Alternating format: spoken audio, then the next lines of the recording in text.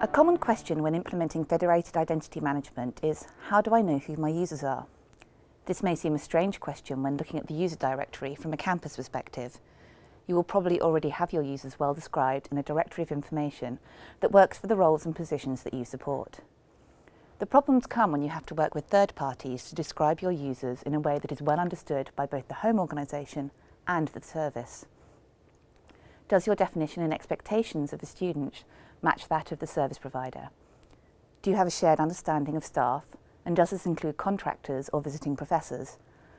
It is important to have a basic shared understanding of how you group and classify your users when you start looking at offering services via federated identity management. A good place to start is to develop a definition of an authorised user. This can then be used in contracts or terms of use that you negotiate with suppliers.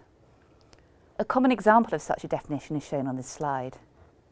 It covers the main user types that you will probably have on your campus, including students, divided into undergraduate, postgraduate and alumni, permanent, temporary and even retired members of staff, contractors and walk-in users, which will cover any local schemes you may have to allow external people to use your library.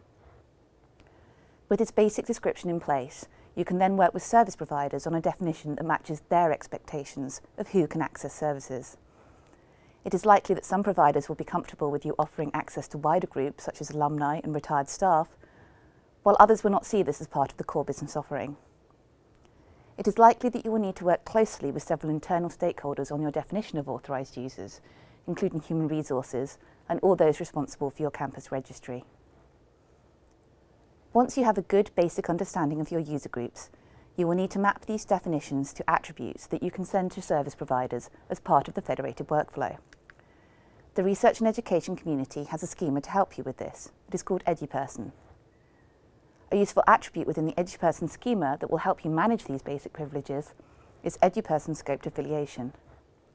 This is a simple way of expressing that a user has a role, a scope, within your organisation, the affiliation, and is expressed in the format student@uni.edu or staff@uni.edu. This may look like an email address, but it is not intended to be used for email purposes. EduPerson has a series of well-defined and controlled values for this attribute. These are faculty, student, staff, alum, member, affiliate, employee, and library walk-in. The example on this slide shows how the UK Access Management Federation has mapped these values to their current definition of an authorised user for access to library journals. Many of the users on your campus will fall neatly and obviously into the categories described above, but as with any organisation, there are likely to be a series of edge cases or more complex relationships that you wish to map to both resource use and attribute categories. Examples of this might be visiting teaching staff from other organisations that are running a short course at your campus, staff on campus involved in industry partnerships or work that is commercial in its nature, legitimate long-standing partnership organisations or overseas campuses, and even pre-university provision for students before they start study or staff that are not formally within their contract period. It is worth taking time to document these cases and then agree on an approach regarding whether the users in these categories should be classified as authorised users, or if you need to restrict access or negotiate additional licences for additional authorised user groups.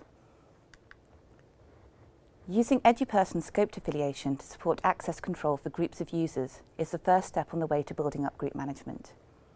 As your use of federated identity management becomes more sophisticated, it is likely that you'll want to make use of a dedicated group management tool in order to have more fine-grained access and to delegate responsibility for defining and managing groups across your campus. You will, however, find that a well-designed approach to managing EduPerson values will meet many of your initial use cases for access control within identity federations.